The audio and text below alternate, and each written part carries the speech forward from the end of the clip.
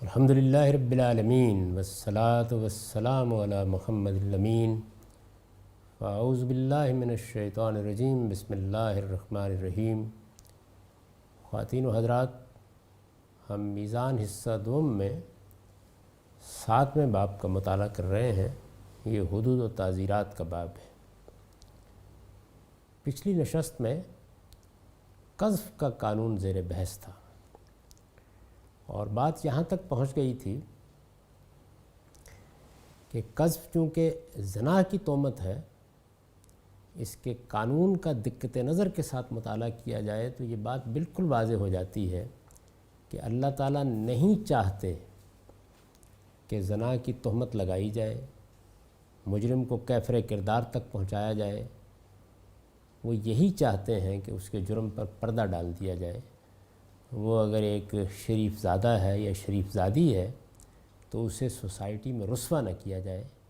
اس سے اگر جرم کا ارتکاب ہوا ہے تو وہی بات جو رسالت مآب صلی اللہ علیہ وسلم سے روایت ہوئی ہے کہ لو سترتہ بردائک، کاش تم نے اس پر اپنی چادر ڈال دی ہوتی۔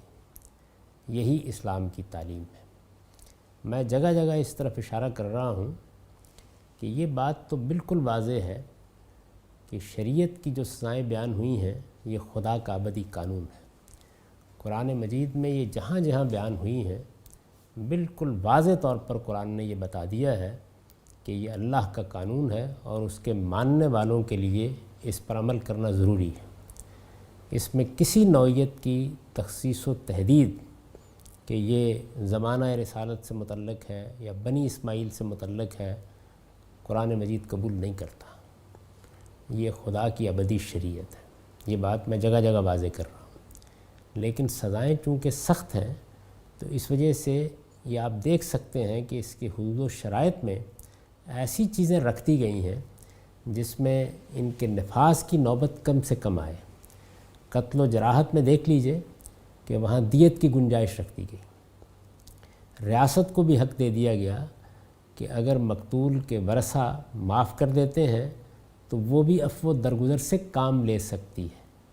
ہراوا میں بھی ہم نے دیکھا کہ سخت ترین سزا بھی بیان کر دی اور پھر او کے ساتھ، یعنی یہ سزا دیجئے یا یہ سزا دیجئے، نفی کی سزا، جلاوطنی، علاقہ بدر کر دینے کی انتہائی کمتر سزا بھی بیان کر دی ہے۔ یعنی وہاں پر بھی یہی چیز اللہ تعالیٰ کے منشا کو متعین کرتی ہے۔ زنا کے معاملے میں یہ دیکھ لیجئے کہ اس میں سزا سخت ہے، 100 کوڑے کی سزا بیان کی گئی ہے، لیکن اس سے متعلق پھر ایک دوسرا قانون بیان کر دیا گیا ہے کہ اگر آدمی شریف ہے اور اس پر تہمت کوئی شخص لگاتا ہے تو اس کو اس نوعیت کا مقدمہ نہیں سمجھا جائے گا کہ یہ معاملہ سامنے آ گیا، اب ہم طبی معائنہ کرائیں گے، اب ہم فلاں معاملہ کریں گے، فلاں معاملہ کریں گے۔ نہیں، اگر اس کا معاملہ ایسا نہیں ہے تو پھر کسی کو بھی اس کا حق نہیں۔ میں نے اس کی وجہ بیان کی کہ یہاں یوں نہیں ہوا کہ کوئی شخص استغاثہ لے کے آ گیا ہے۔ ریپ کا معاملہ میں عرض کر چکا ہوں کہ اس سے بالکل مختلف ہے۔ جن لوگوں نے ان دونوں کو ایک قرار دینے کی کوشش کی ہے انہوں نے پورے قانون کو سمجھنے میں غلطی کھائی ہے، اور ہماری فقہ میں یہ غلطی ہوئی ہے۔ یعنی یہ خیال کر لیا گیا کہ ایک عورت کو اگر ریپ کر لیا گیا ہے، اسے زنا بالجبر کا نشانہ بنایا گیا ہے، تو وہ جب عدالت میں استغاثہ لے کے آئے گی تو اصل میں تہمت لگا رہی ہے۔ ایسا نہیں ہے، وہ اپنا مقدمہ پیش کر رہی ہے، اپنے اوپر ایک ظلم ہوا ہے اس کی داستان سنا رہی ہے۔ یہاں نوعیت بالکل مختلف ہے، اور یہاں ہم وہ سب ذرائع اختیار کریں گے جس سے اس کو انصاف دلا سکیں۔ یہاں اس کو انصاف دلانے کا مسئلہ زیر بحث آ گیا ہے۔ لیکن اگر ایسا نہیں ہے، رضامندی سے یہ معاملہ ہوا ہے، تو قرآن مجید یہ کہتا ہے کہ اللہ تعالیٰ کے ہاں تو یہ ایک بڑا جرم ہے اور وہ اس کا مواخذہ کرے گا۔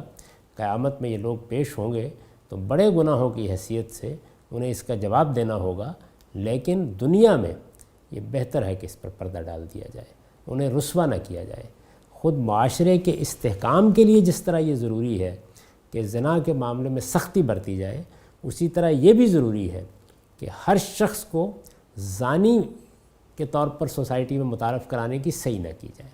یعنی اگر کسی شخص کا معاملہ اللہ کے ہاں ایسا ہے کہ اس پروردگار نے اس کے جرم پر پردہ ڈالا ہوا ہے تو پھر وہ پردہ پڑا رہنے دیا جائے۔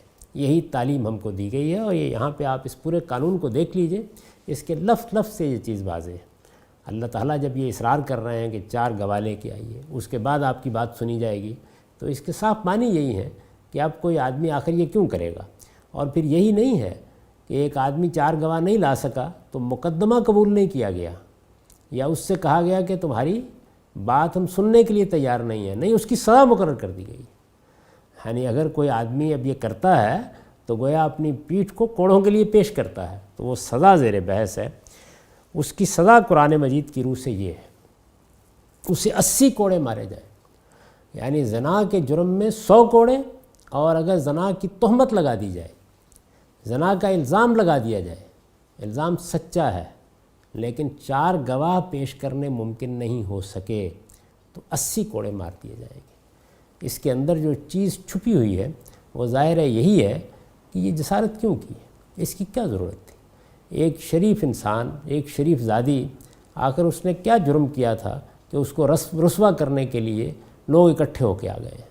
معاملہ اگر ایسا ہو گیا ہے کہ 4 لوگوں نے اس کو دیکھ لیا ہے تو پھر تو معاملے کی نوعیت ایسی ہے کہ سزا دی جائے گی، لیکن اگر ایسا نہیں ہے تو پردہ ڈالنا چاہیے تھا۔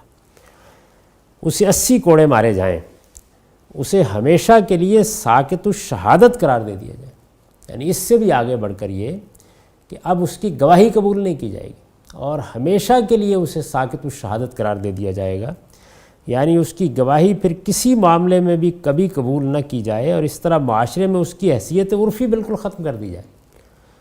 یہ سزا، اس کو آپ دیکھیے قرآن مجید میں یہ بیان ہوئی ہے، قرآن مجید نے اس کو صریح لفظوں میں بیان کیا ہے، اسی کا خلاصہ میں نے آپ کے سامنے رکھا ہے۔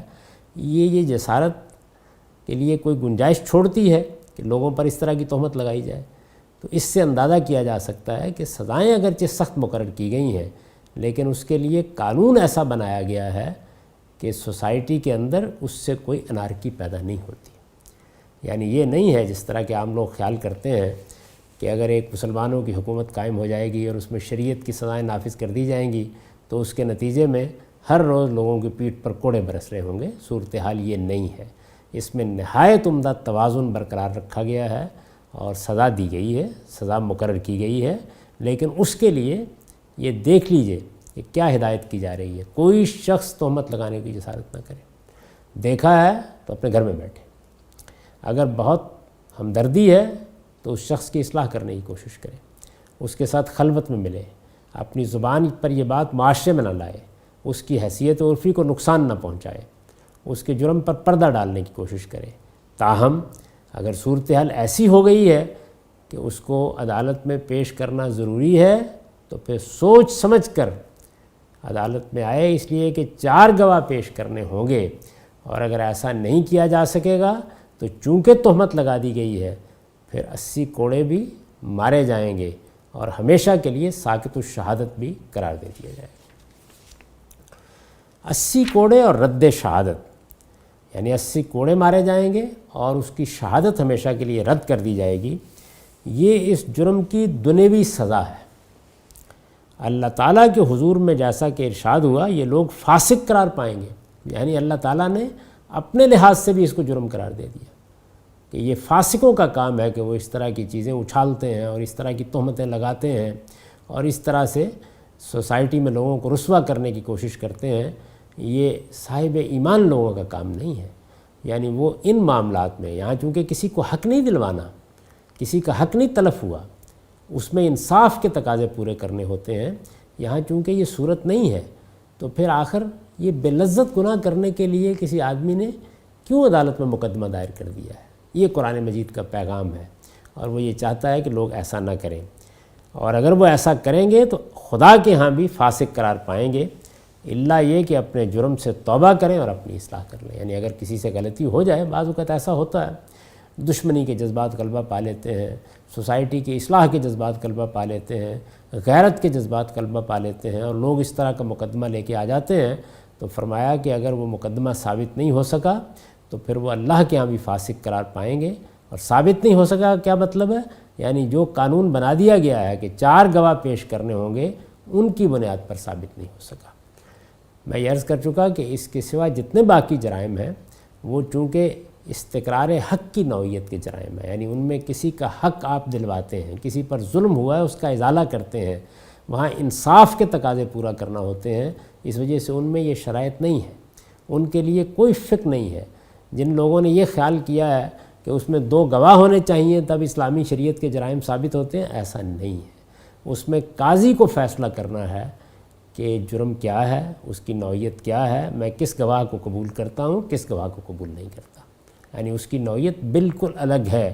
اور وہاں پر جدید قانون میں جو تبدیلیاں ہوئی ہیں، جس طریقے سے ثبوت جرم کے نئے ذرائع پیدا ہوئے ہیں، ان سب سے فائدہ اٹھایا جائے گا۔ وہاں اصلی مقصود کسی کو انصاف دلانا ہے، اور یہاں کیا ہے، یہاں نوعیت یہ ہے کہ اس میں شبہ نہیں کہ یہ ایک بڑا جرم ہے، اللہ تعالیٰ نے اس کو بڑا گناہ بھی قرار دیا ہے، لیکن اس جرم کے معاملے میں چونکہ کوئی شخص نہیں ہے کہ جو اپنے حق کا مطالبہ لے کے آ گیا ہے، یہاں ریپ کا معاملہ نہیں ہوا، رضامندی سے ایک جرم کا ارتکاب ہوا ہے، دونوں مجرم ہیں اور وہ یہ چاہتے ہیں، ظاہر ہے کہ ہر انسان یہی چاہے گا کہ پردہ پڑا رہے، تو اگر یہ صورتحال ہے تو پھر معاشرے کو بھی آگے بڑھ کے یہی کرنا چاہیے۔ لیکن اگر معاملہ نمایاں ہو گیا ہے، یہ صورت بن گئی ہے کہ 4 لوگوں نے دیکھ لیا ہے، تو پھر ٹھیک ہے، یعنی پھر اس کے معاملے میں کوئی رعایت نہیں برتی جائے گی۔ پھر فرما دیا کہ اگر جرم ثابت ہو گیا اور نوعیت یہ بن گئی تو پھر اللہ تعالیٰ کے قانون کے نفاذ میں کوئی نرمی اختیار نہیں کرنی چاہیے۔ اور یہ میں نے واضح کر دیا ہے کہ یہ تمام احتیاطیں کن کے بارے میں ہیں، یعنی شریف لوگوں کے بارے میں، جن کی حیثیت عرفی مسلم ہے۔ اگر کسی آدمی کی شہرت ایسی نہیں ہے تو ظاہر ہے کہ ریاست اس کے معاملے میں دوسرے ذرائع ثبوت جرم کے اختیار کر سکتی ہے، اس کو میں نے وضاحت کے ساتھ بیان کر دیا۔ 80 کوڑے اور رد شہادت، یہ اس جرم کی دنیوی سزا ہے۔ اللہ تعالیٰ کے حضور میں جیسا کہ ارشاد ہوا، یہ لوگ فاسق قرار پائیں گے الا یہ کہ اپنے جرم سے توبہ کریں اور اپنی اصلاح کر لیں۔ دوسری صورت میں، یعنی 2 صورتیں تھیں قذف کی، ایک یہ کہ کسی کے ساتھ یہ معاملہ پیش آ گیا، دوسری صورت میں یعنی میاں اور بیوی کے درمیان یہ نوبت پہنچ جائے، میاں نے بیوی پر الزام لگا دیا یا بیوی نے میاں پر الزام لگا دیا۔ دوسری صورت میں یعنی میاں اور بیوی کے درمیان یہ نوبت پہنچ جائے تو قرآن کا ارشاد ہے کہ شہادت نہ ہو تو معاملے کا فیصلہ قسم سے ہوگا۔ یعنی اب چونکہ میاں اور بیوی کا معاملہ ہے اور اس معاملے میں حق بھی تلف ہوا ہے، اگر میاں کا معاملہ ہے تو تب بھی بے وفائی ہوئی ہے، اگر بیوی کا معاملہ ہے تو تب بھی یہ ہوا ہے، تو یہاں اللہ تعالیٰ نے پھر قانون میں تبدیلی کی، یعنی اب یہ اصرار نہیں کیا جا رہا کہ 4 گواہی پیش کیے جائیں۔ اگر 4 گواہ ہیں تو بہت اچھی بات ہے، مقدمہ گواہوں سے ثابت ہو جائے گا، لیکن اگر ایسا نہیں ہے، قرآن کا ارشاد ہے کہ شہادت نہ ہو تو معاملے کا فیصلہ قسم سے ہوگا۔ یہ بات قرآن مجید نے واضح کر دی ہے، والذین یرمون ازواجہم ولم یکن لہم شہداء، گواہ ہیں تو پھر اس کی ضرورت نہیں ہے، لیکن اگر گواہ نہیں ہے تو کیا میاں بھی صبر کر کے بیٹھا رہے، کیا بیوی بھی صبر کر کے بیٹھی رہے؟ یہ فیصلہ ان کو کرنا ہے، لیکن اگر وہ مقدمہ لے کے آنا چاہیں تو ان کے لیے یہ رعایت ہے کہ معاملے کا فیصلہ اب قسم سے بھی ہو جائے گا۔ فقہ اسلامی میں اس کے لیے لیان کی اصطلاح مستعمل ہے، یعنی یہ اب عام قذف کا معاملہ نہیں رہا، اس کو لیان سے تعبیر کیا جاتا ہے۔ اس کی صورت یہ ہوگی کہ میاں 4 مرتبہ اللہ کی قسم کھا کر یہ کہے گا کہ وہ جو الزام لگا رہا ہے اس میں سچا ہے، یعنی وہ 4 مرتبہ یہ کہے گا کہ میں نے یہ الزام لگایا ہے اور میں اللہ کو گواہ کر کے یہ کہتا ہوں کہ میں اس میں بالکل سچا ہوں، اور 5ویں مرتبہ یہ کہے گا کہ وہ اگر اس الزام میں جھوٹا ہے تو اس پر خدا کی لعنت ہو۔ اس کے جواب میں عورت اگر اس قسم کی کوئی مدافعت نہ کرے، یعنی عورت خاموش ہو جائے، پھر کیا ہوگا؟ تو اس پر زنا کی وہی سزا جاری ہو جائے گی جو قرآن مجید میں اس کے لیے مقرر ہے۔ یہ قانون جہاں بیان ہوا ہے وہاں اوپر زنا کی سزا بیان ہوئی ہے، یعنی اس کو 100 کوڑے مارے جائیں گے، اور اس میں عذابہ ہما کے الفاظ آئے ہیں، یہ میں نے ایک نوٹ لکھا ہے میزان میں، یعنی 100 کوڑے کی سزا۔ یہ اوپر بیان کیا نا کہ جو قرآن مجید میں اس کے لیے مقرر ہے، تو وہ کیا سزا ہے؟ 100 کوڑے کی سزا۔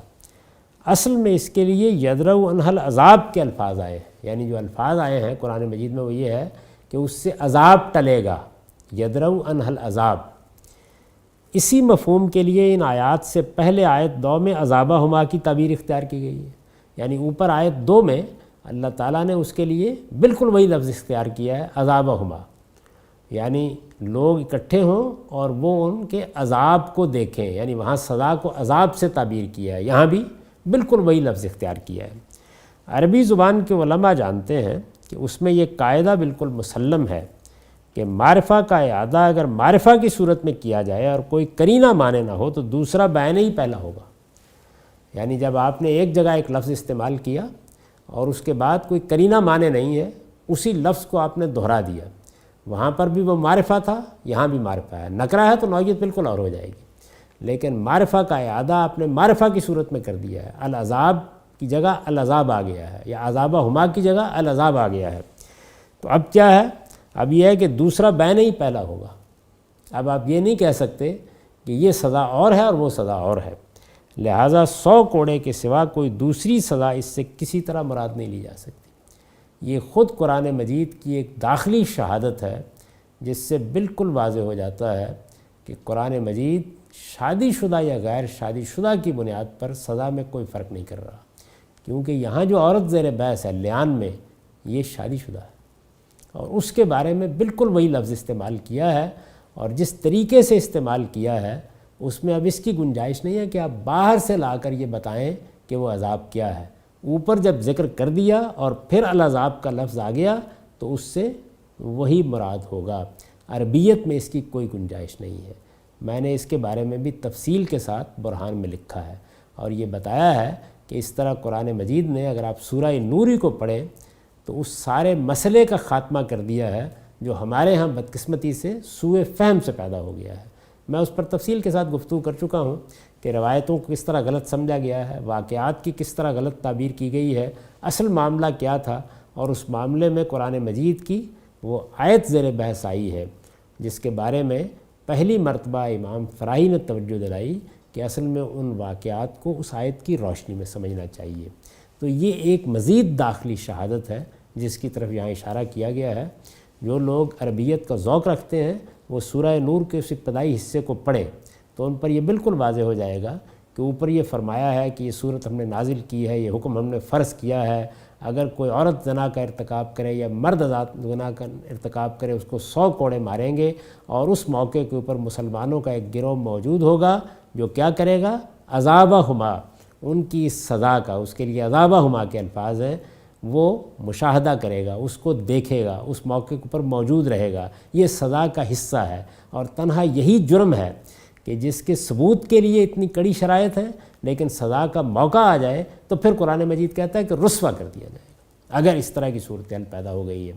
یعنی یہاں پر کچھ لوگ ہونے چاہیے۔ میں یہ عرض کر چکا ہوں کہ اس کے یہ معنی نہیں ہے کہ باقی جرائم میں بھی قرآن کا یہ تقاضا ہے، یہ صرف زنا کے معاملے میں یہ آپ دیکھ رہے ہیں کہ اس کے ثبوت کے لیے بھی بالکل دوسرا طریقہ اختیار کیا گیا ہے، اس کے قانون کی نوعیت بھی بالکل الگ ہے، اور اس میں اگر تہمت لگا دی جائے تو اس کے بارے میں بھی ایک خصوصی قانون ہے۔ یعنی یہ عام قانون نہیں ہے، یہ زنا ہی کی تہمت کے بارے میں ہے، اور یہ بات قرآن مجید نے بالکل واضح کر دی ہے۔ تو اس سے معلوم ہوا کہ اس معاملے کو قرآن مجید کی روشنی میں بالکل اور طریقے سے دیکھنا چاہیے۔ چنانچہ وہاں جب یہ بیان کیا کہ وَلْيَشْهَدْ عَذَابَهُمَا، یعنی ان کا عذاب، ان کی سزا، اور پھر اس کے بعد جب عورت کے لیان کا معاملہ زیر بحث آیا تو فرمایا کہ يَدْرَوْ عَنْهَا الْعَذَابِ، اس سے یہ عذاب ٹلے گا۔ کس صورت میں؟ یہ عذاب، یعنی وہی عذاب جو اوپر بیان ہوا ہے، اور وہ کیا ہے؟ وہ 100 کوڑے ہے۔ تو قرآن مجید نے جس طرح کہ میں نے عرض کیا اس بات کو اس طریقے سے واضح کر دیا۔ اس کی صورت یہ ہوگی کہ میاں 4 مرتبہ اللہ کی قسم کھا کر یہ کہے گا کہ وہ جو الزام لگا رہا ہے اس میں سچا ہے، اور 5ویں مرتبہ یہ کہے گا کہ وہ اگر اس الزام میں جھوٹا ہے تو اس پر خدا کی لعنت ہو۔ اس کے جواب میں عورت اگر اس قسم کی کوئی مدافعت نہ کرے، خاموش ہو جائے آگے سے، تو اس پر زنا کی وہی سزا جاری ہو جائے گی، یعنی اب ثابت ہو گیا کہ وہ مجرمہ ہے جو قرآن مجید میں اس کے لیے مقرر ہے، یعنی اب اس کو 100 کوڑے کی سزا دی جائے گی۔ لیکن اگر وہ اس الزام کو تسلیم نہیں کرتی تو صرف اس صورت میں سزا سے بری قرار پائے گی، یعنی وہ انکار کر دیتی ہے، وہ یہ کہتی ہے کہ یہ الزام جھوٹا ہے، لیکن محض یہ کہہ دینے سے اب بات نہیں بنے گی۔ اس کو کیا کرنا پڑے گا؟ وہ اسی صورت میں سزا سے بری قرار پائے گی جب وہ 4 مرتبہ اللہ کی قسم کھا کر یہ کہے کہ یہ شخص جھوٹا ہے، یعنی اس کی قسموں کے جواب میں اب اس کو بھی اسی طریقے سے قسمیں کھانی ہوں گی۔ 4 مرتبہ قسم کھا کر وہ یہ کہے کہ یہ شخص جھوٹا ہے، اور 5ویں مرتبہ یہ کہے کہ مجھ پر خدا کا غضب ہو اگر یہ شخص سچ کہہ رہا ہو۔ یعنی وہاں یہ تھا کہ مجھ پر خدا کی لعنت ہو اگر میں جھوٹ بول رہا ہوں، اور یہاں یہ ہے کہ مجھ پر خدا کا غضب ہو اگر یہ شخص سچا ہے۔ یہ وہ کہے گی، اس کے بعد اس کو سزا نہیں دی جا سکتی۔ یعنی ہو سکتا ہے کہ قرائن بتا رہے ہوں کہ وہ جھوٹ بول رہی ہے یا اس نے جھوٹی قسم کھا لی ہے، لیکن اللہ کا قانون یہی ہے کہ پھر اس کو سزا نہیں دی جائے گی۔ یہی معاملہ اس وقت ہوگا جب بیوی نے میاں پر الزام لگایا ہو۔ یعنی میں اس معاملے کو دونوں جانب مانتا ہوں۔ میرے نزدیک قذف میں جس طرح یہ صورتحال ہے اسی طرح یہاں بھی ہے۔ عورتوں کا ذکر ہونے کی وجہ کیا ہے، یعنی محض عورتوں کا، اس کو میں عرض کر چکا ہوں۔ یہاں بھی یہی ہے کہ عورتیں بہت کم یہ کرتی ہیں کہ وہ میاں پر الزام لگا دیں اس طرح کا یا عدالت میں آئیں، لیکن میاں آ سکتا ہے، اور یہ چیز ہمارے معاشرے میں رہی ہے، اور جس سوسائٹی سے ہم تعلق رکھتے ہیں اس میں ظاہر ہے کہ اپنی کچھ اقدار ہیں، ان کے لحاظ سے اس طرح کے معاملات میں لوگ بہت حساس بھی ہیں۔ چنانچہ قرآن مجید نے عورتوں ہی کو سامنے رکھ کر پورا قانون بیان کر دیا ہے۔ اشتراک علت کی بنیاد پر ہم اس کو مردوں پر بھی اطلاق کریں گے۔ قذف کا معاملہ یہاں تک تھا۔ اس کے بعد آخری چیز چوری ہے، سرقہ یا چوری۔ اس کا حکم سورہ مائدہ کی آیات 38-39 میں بیان ہوا ہے۔ یہ آیات سن لیجئے۔ وَالسَّارِقُ وَالسَّارِقَةُ فَاقْطَعُوا أَيْدِيَهُمَا جَزَاءً بِمَا كَسَبَا نَكَالًا مِّنَ اللَّهِ وَاللَّهُ عَزِيزٌ حَكِيمٌ فَمَن تَابَ مِن بَعْدِ ظُلْمِهِ وَأَصْلَحَ فَإِنَّ اللَّهَ يَتُوبُ عَلَيْهِ إِنَّ اللَّهَ غَفُورٌ رَحِيمٌ۔ اور چور خواہ مرد ہو یا عورت، دونوں کے ہاتھ کاٹ دو۔ اور چور خواہ مرد ہو یا عورت، دونوں کے ہاتھ کاٹ دو، ان کے عمل کی پاداش اور اللہ کی طرف سے عبرتناک سزا کے طور پر، اور اللہ غالب اور حکیم ہے۔ یعنی یہ مسلمان ہوئے، انہوں نے اللہ کے ساتھ عہد باندھا، یہ مسلمانوں کی حکومت میں رہ رہے تھے، انہوں نے پورے شعور کے ساتھ اللہ کے دین کو قبول کیا، اور پھر اس جرم کا ارتکاب کیا ہے، تو فرمایا کہ ہاتھ کاٹ دو، ان کے عمل کی پاداش اور اللہ کی طرف سے عبرتناک سزا کے طور پر، اور اللہ غالب اور حکیم ہے۔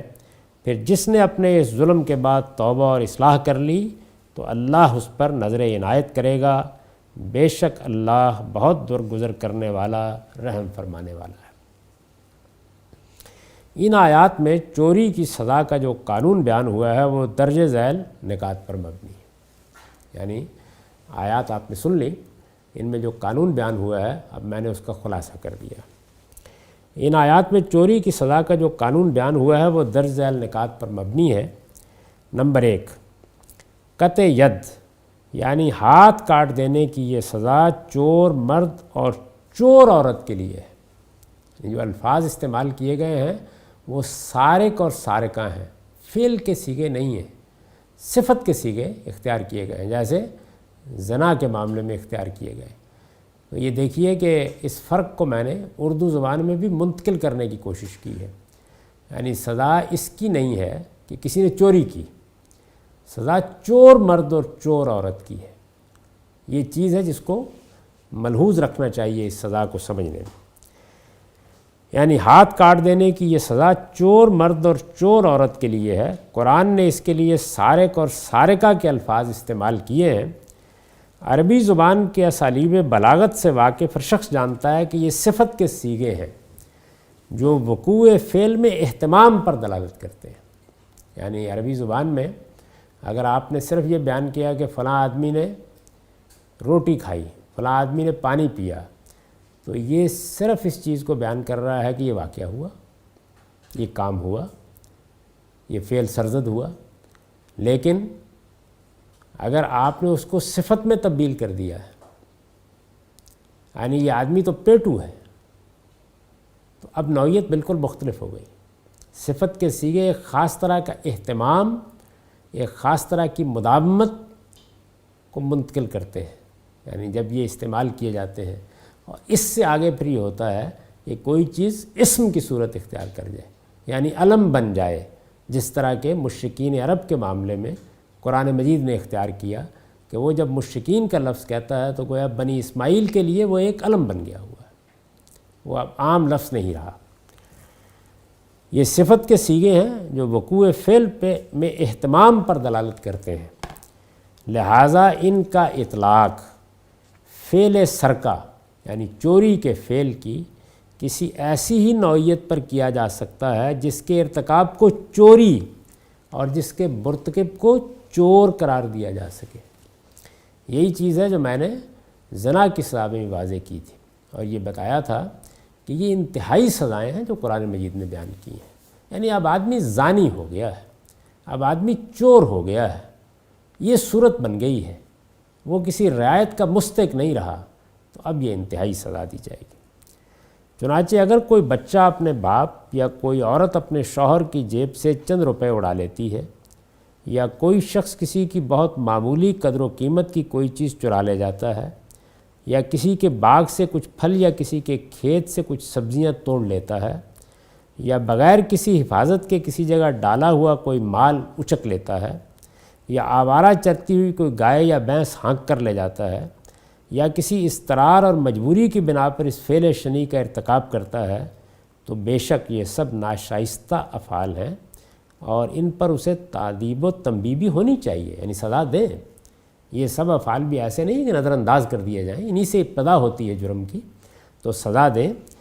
لیکن یہ وہ چوری نہیں ہے جس کا حکم ان آیات میں بیان ہوا ہے، یعنی ان آیات میں جس چوری کا حکم بیان ہوا ہے وہ اپنی نوعیت کے لحاظ سے بھی چوری ہونی چاہیے، اور اس کا ارتکاب کرنے والا بھی ہم پورے اطمینان کے ساتھ کہہ سکیں کہ چور ہے۔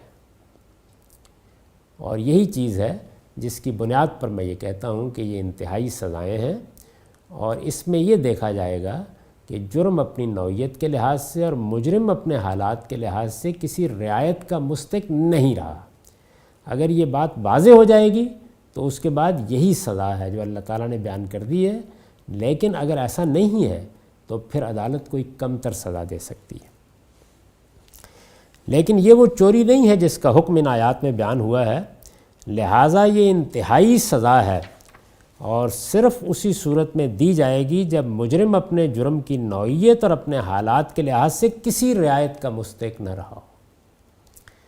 اس وقت ہمارے ہاں جو قانون سازی کی گئی ہے اس میں اس کا لحاظ نہیں کیا گیا، زنا کے بارے میں بھی نہیں کیا گیا، چوری کے معاملے میں بھی نہیں کیا گیا۔ یہ لازم ہے، اور میں یہ عرض کر چکا کہ سیدنا عمر رضی اللہ عنہ نے جب عام الرمادہ میں ہاتھ کاٹنے سے انکار کر دیا تو دور حاضر کے بعد ذلیل القدر مفکرین نے اس سے یہ استدلال کیا کہ امام کو اختیار ہے کہ وہ سزا معطل کر دے، یعنی اللہ تعالیٰ کی مقرر کردہ سزا کو معطل کر دے۔ معاذ اللہ، ایسا بالکل نہیں ہوا، بلکہ انہوں نے ان شرائط کو ملحوظ رکھا ہے جو اللہ تعالیٰ کے ہاں اس سزا کے لیے موجود ہیں۔ جو الفاظ استعمال کیے گئے ان کو سمجھا ہے، لوگوں کو یہ بتایا ہے کہ یہ سزا اسی وقت دی جائے گی جب مجرم کسی رعایت کا مستحق نہ ہو۔ اس وقت چونکہ قحط پڑا ہوا تھا اور لوگ اضطرار کی وجہ سے بھی بعض اوقات اس طرح کوئی چیز چرا لیتے تھے، تو یہ سمجھا گیا کہ اس وقت ان کو انتہائی سزا نہیں دی جا سکتی۔ یعنی اگر وہ دیتے تو یہ قرآن مجید کے حکم کے خلاف ہوتا۔ انہوں نے قرآن مجید نے جو بات کہی ہے اس کے ٹھیک مطابق عمل کیا ہے، نہ کہ اس کے حکم کو معطل کر دیا ہے۔ یہ پہلی چیز ہے۔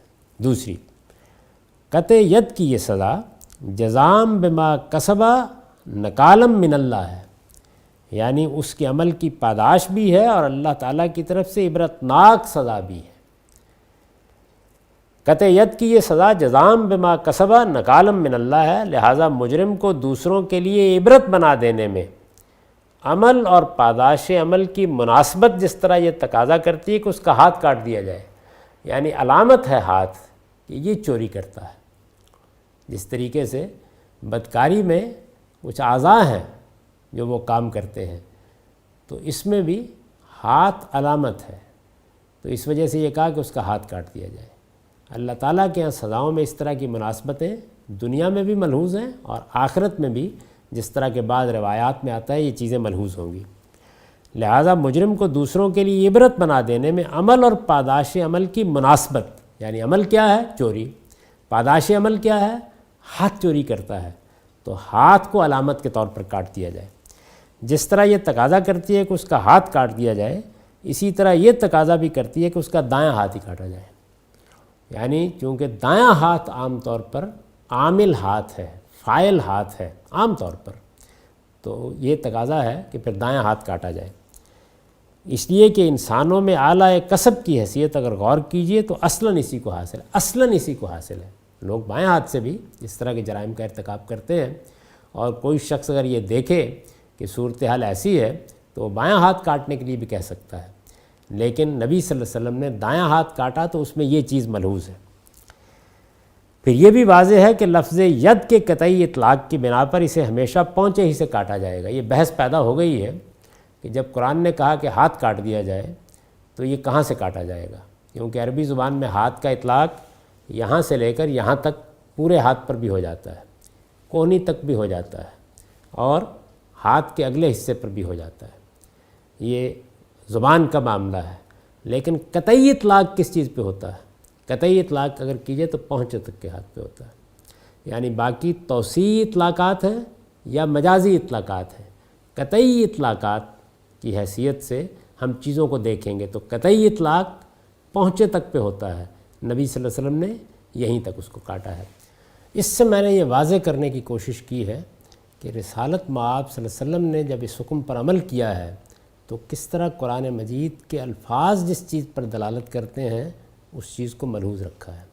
یعنی اس میں چونکہ جزام بما کسبہ کے الفاظ تھے، انہی سے آپ نے یہ سمجھا ہے کہ قرآن مجید یہاں چاہتا ہے کہ عمل اور پاداش عمل میں مناسبت رہے، اس مناسبت کے لحاظ سے آپ نے یہ دونوں چیزیں کیں۔ اور یہ بات ہر شخص پر واضح ہو جانی چاہیے کہ اس نوعیت کی جتنی چیزیں بھی روایات میں بیان ہوتی ہیں ان میں قرآن مجید کے حکم میں کوئی تغیر نہیں ہوتا، کوئی تبدیلی نہیں ہوتی۔ یہ رسالت مآب صلی اللہ علیہ وسلم کا فہم ہے، بصیرت ہے، یعنی قرآن مجید کے الفاظ سے جو بات نکلتی ہے اسی کو آپ نے عمل میں ملحوظ رکھا ہے۔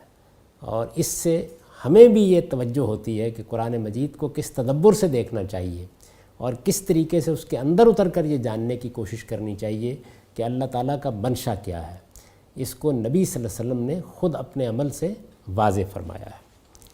اس کے بعد جزام بما کسب نکالم من اللہ، تیسری چیز کیا ہے؟ قرآن مجید نے یہ سزا بیان کی اور یہ فرمایا کہ جزام بما کسب نکالم من اللہ، عمل کی پاداش اللہ تعالیٰ کی طرف سے عبرتناک سزا۔ یہ اس سزا کا مقصد ہے، یعنی قرآن نے صرف سزا بیان نہیں کی بلکہ اس کا مقصد بھی بیان کر دیا ہے۔ استاذ امام امین احسن اصلاحی اس کی وضاحت میں لکھتے ہیں، اس میں قطع ید کے دو سبب بیان ہوئے ہیں، یعنی یہ جو ہاتھ کاٹنے کی سزا ہے اس کے دو سبب بیان ہوئے ہیں۔ ایک یہ کہ یہ مجرم کے جرم کی سزا ہے، یعنی جیسا اس نے کیا تھا اس کو ویسی ہی سزا دی جا رہی ہے۔ دوسرا یہ کہ یہ نکال ہے۔ نکال کے معنی کسی کو ایسی سزا دینے کے ہیں جس سے دوسرے عبرت پکڑیں۔ ان دونوں کے درمیان حرف عطف کا نہ ہونا اس بات کی دلیل ہے کہ یہ دونوں باتیں اس سزا میں بیک وقت مطلوب ہیں، یعنی یوں نہیں کہا کہ جزام بما کسبہ و نکالم من اللہ، یوں نہیں کہا، بلکہ حرف عطف کے بغیر کہا ہے جزام بما کسبہ نکالم من اللہ۔ ان دونوں کے درمیان حرف عطف کا نہ ہونا اس بات کی دلیل ہے کہ یہ دونوں باتیں اس سزا میں بیک وقت مطلوب ہیں، یعنی یہ پاداش عمل بھی ہے اور دوسروں کے لیے سامان عبرت بھی۔ جو لوگ اس کے ان دونوں پہلوؤں پر بیک وقت نظر نہیں ڈالتے وہ بسا اوقات اس خلجان میں مبتلا ہو جاتے ہیں کہ جرم کے اعتبار سے سزا زیادہ سخت ہے، حالانکہ اس سزا میں متعین اس جرم ہی کی سزا نہیں ہے جو مجرم سے واقع ہوا، بلکہ ان بہت سے جرائم کی روک تھام بھی اس میں شامل ہے جن کا وہ اپنے فعل سے محرک بن سکتا ہے۔ یعنی چوری کوئی معمولی جرم نہیں ہے، مال کے خلاف سب سے بڑا جرم ہے، اور میں یہ عرض کر چکا ہوں کہ سزا میں وہ ساری چیزیں ملحوظ ہوں گی، یعنی یہ انتہائی سزا ہے اور یہ دیکھا جائے گا کہ اس شخص نے کن حالات میں جرم کا ارتکاب کیا ہے، اس کی اپنی صورت کیا ہے، اس کا دین کا شعور کیسا تھا، اس کی تربیت کیا تھی، اس کا ماحول کیا تھا، یہ ساری چیزیں دیکھی جائیں گی۔ لیکن اس میں جو دوسری چیز جیسے کہ استاذ امام فرما رہے ہیں یہ ہے کہ اس سزا میں متعین اس جرم ہی کی سزا نہیں ہے جو مجرم سے واقع ہوا، بلکہ ان بہت سے جرائم کی روک تھام بھی اس میں شامل ہے جن کا وہ اپنے فعل سے محرک بن سکتا ہے، اگر اس کو ایسی سزا نہ دی جائے جو دوسروں کے حوصلے پست کر دے۔ جنس کی طرح مال کی بھوک بھی انسان کے اندر بڑی شدید ہے، اگر اس حرص کو ذرا ڈھیل مل جائے تو پھر اس کے نتائج کیا کچھ نکل سکتے ہیں، اس کا اندازہ کرنے کے لیے موجودہ زمانے کے حالات میں کافی سابان بصیرت موجود ہے۔ یہ مالی کی حرص ہے کہ جو سیاستدانوں کو، حکمرانوں کو کرپشن پر آمادہ کرتی ہے، یعنی ملکوں کے ملک برباد ہو جاتے ہیں، قومی دولت کو لوگ لوٹنا شروع کر دیتے ہیں۔ کیا چیز ہے؟ مالی کی حرص ہے۔ اور یہ دیکھیے کہ یہ بھی چوری کی بدترین قسم ہے، یعنی جس چیز کا نگران مقرر کیا گیا، یہ چوکیدار ہے جس نے چوری کر لی ہے، خزانے پر ان کو نگران مقرر کیا گیا تھا اور انہوں نے ہی قومی دولت کو چرا لیا۔ جنس کی طرح مال کی بھوک بھی انسان کے اندر بڑی شدید ہے، اگر اس حرص کو ذرا ڈھیل مل جائے تو پھر اس کے نتائج کیا کچھ نکل سکتے ہیں، اس کا اندازہ کرنے کے لیے موجودہ زمانے کے حالات میں کافی سامان بصیرت موجود ہے، بشرطے کہ دیکھنے والی آنکھیں موجود ہوں۔ اس زمانے کے کسی متمدن سے متمدن ملک کے صرف 1 سال کے وہ ہولناک جرائم جمع کر لیے جائیں جو محض چوری کی وجہ سے پیش آئے۔ اب تو جرائم کا ریکارڈ ہوتا ہے اور آپ اس کا مطالعہ کر سکتے ہیں، تو وہ آنکھیں کھول دینے کے لیے کافی ہیں۔ لیکن تہذیب جدید کے مارے ہوئے انسان کی پیشانی یہ سن کر تو عرق آلود ہو جاتی ہے کہ چوری پر کسی کا ہاتھ کٹ جائے، لیکن ان ہزاروں دل ہلا دینے والے واقعات سے اس کا دل نہیں پسیجتا جو بالواسطہ یا بلا واسطہ چوری کی راہ سے ظہور میں آتے ہیں۔ یعنی یہ جرم پھر کئی جرائم کا باعث بنتا ہے۔ چوری کوئی مفرد جرم نہیں ہے، بلکہ یہ مجموعہ جرائم ہے جس سے طرح طرح کے ہولناک جرائم ظہور میں آتے ہیں۔ اگر چوری کی راہ مسدود ہو جائے تو یہ یا تو بالکل ہی ناپید ہو جائیں گے یا کم از کم انتہائی حد تک کم ہو جائیں گے۔ چنانچہ تجربہ گواہ ہے کہ چوری پر ہاتھ کاٹنے کی سزا سے نہ صرف چوری کے واقعات انتہائی حد تک کم ہو گئے، بلکہ دوسرے جرائم میں بھی انتہائی کمی ہو گئی۔ پھر اگر چند ہاتھ کٹ جانے سے ہزاروں سر، ہزاروں گھر، ہزاروں آبروئیں محفوظ ہو جائیں، ظلم و شقاوت اور حرص و نسل کی بربادی کے بہت سے اسباب کا خاتمہ ہو جائے، تو عقل سلیم تو یہی کہتی ہے کہ یہ مہنگا سودا نہیں ہے بلکہ نہایت بابرکت سودا ہے، لیکن موجودہ زمانے کے دانش فروشوں کی سمجھ میں یہ بات نہیں آتی۔ یعنی وہ اس کو سمجھ نہیں پاتے کہ ریاست کا نظم کس لیے قائم کیا گیا ہے۔ اس لیے قائم کیا گیا ہے کہ لوگوں کو امن دیا جائے۔ اس کے لیے یہ ضروری ہے کہ ایک طرف جرم اور جرم کی پاداش کا لحاظ رکھا جائے، اور دوسری جانب وہ جرائم جو اس طرح کے سنگین نتائج کے حامل ہو سکتے ہیں ان کے مجرموں کو عبرت بنا دیا جائے، تاکہ بحیثیت مجموعی سوسائٹی میں لوگوں کو امن اور اطمینان میسر آ سکے۔ تو اسلامی شریعت کی سزاؤں میں رعایتیں بھی بہت سی رکھی گئی ہیں، یعنی مجرموں کے ساتھ عفو درگزر کا معاملہ بھی اپنی انتہا پر ہے، لیکن دوسری جانب قانون کے ہاتھ نہیں باندھے گئے، اس کے پاس انتہائی سزا دینے کا اختیار موجود ہے۔ اگر مجرم رعایت کا مستحق نہیں تو یہ سزا دی جائے گی، اور اس سزا کا قانون کی کتاب میں لکھا ہونا، اس کا امکان ہونا کہ عدالت یہ سزا دے سکتی ہے، یہ بہت سے جرائم کے کلا کما کر دینے کا باعث بن جاتا ہے۔ جس طرح ہمارے ہاں لوگ کہتے ہیں، استدلال کرتے ہیں کہ ہم نے ایٹم بم جیسی چیز، جو ظاہر ہے کہ ایک جرم ہے، اس لیے بنایا ہے کہ اس کے نتیجے میں جنگ رک جاتی ہے، تو وہی فلسفہ ہے جس کو یہاں ملحوظ رکھا گیا ہے اور اسی کی جانب استاد امام نے اشارہ کیا۔ چوتھی اور آخری بات یہ کہ چور کے لیے یہ محض دنیوی سزا ہے، یعنی جو سزا بیان کی گئی ہے کہ اس کے ہاتھ کاٹ دیے جائیں گے اور اس کو اس طرح عبرت بنا دیا جائے گا، یہ محض دنیوی سزا ہے۔ رہی آخرت تو اس میں نجات توبہ اور اصلاح ہی سے ہو سکتی ہے۔ اس کو قرآن مجید نے آگے واضح کیا ہے، پھر جس نے اپنے اس ظلم کے بعد توبہ اور اصلاح کر لی تو اللہ اس پر نظر عنایت کرے گا۔ یعنی یہ نہیں کہا کہ اس کی سزا معاف کر دی جائے، اللہ تعالیٰ نے معافی کی بشارت دی ہے۔ رہی آخرت تو اس میں نجات توبہ اور اصلاحی سے ہو سکتی ہے۔ یہ دنیوی سزا نہ توبہ کا بدل ہے اور نہ توبہ اس کے لیے بدل کی حیثیت رکھتی ہے۔ یعنی یوں نہیں ہے کہ اگر اس نے توبہ کر لی تو سزا نہیں دی جائے گی، اور نہ یہ صورت ہے کہ اگر اس نے سزا پالی ہے تو اس کے نتیجے میں اب اللہ تعالیٰ کے ہم ہی معاف ہو جائے گا۔ اللہ تعالیٰ کے ہاں معافی کے لیے توبہ، استغفار، اللہ تعالیٰ کی طرف رجوع ضروری ہے۔ قرآن مجید صرف قانون نہیں بیان کرتا، اس میں اصل چیز یہ ہے کہ بندے کا معاملہ اللہ تعالیٰ کے ساتھ ہے۔ تو یہ فرمایا کہ اگر اس کی بارگاہ میں معافی چاہتے ہو، سزا تو دنیا میں دے دی گئی، اس کی بارگاہ میں معافی چاہتے ہو تو وہ توبہ اور اصلاح سے ہوگی۔ چنانچہ توبہ و اصلاح کے باوجود حکومت یہ سزا لازماً نافذ کرے گی، اور دنیا میں یہ سزا پا لینے کے باوجود آخرت کا معاملہ توبہ اور اصلاح ہی سے درست ہوگا، یعنی آخرت میں اللہ کے حضور میں بھی جواب دہ ہونا ہے، وہاں یہی ہوگا۔ اس میں یہ دیکھ لیجئے کہ جو سزائیں بھی قرآن مجید نے بیان کی ہیں، میں نے ان کی وضاحت کر دی ہے۔ یہ بتا دیا ہے کہ اس میں رسالت میں آپ صلی اللہ علیہ وسلم نے اگر کچھ چیزوں کو اپنے عمل سے واضح کیا ہے تو اس میں کس طرح قرآن مجید کے الفاظ کی رعایت ملحوظ ہے۔ قرآن مجید میں کوئی نسخ، قرآن مجید کے حکم میں کوئی تغیر و تبدل، یہ کسی کا کام نہیں ہے، یہ پیغمبر کا کام بھی نہیں ہے، یہ اللہ کی کتاب ہے، اللہ کا حکم ہے۔ البتہ حکم کو سمجھا جائے گا، اور جب اس کو سمجھا جاتا ہے تو اس میں بعض اوقات کچھ لفظ کے تقاضے ہوتے ہیں، کچھ اسلوب کے تقاضے ہوتے ہیں، کچھ موقع و محل کے تقاضے ہوتے ہیں، کچھ عقل کے مقتضیات ہوتے ہیں۔ ان کو سامنے رکھ کر ایک فقیہ یہ بتاتا ہے کہ یہ حدود، یہ شرائط، یہ قیود اس میں ملحوظ ہیں۔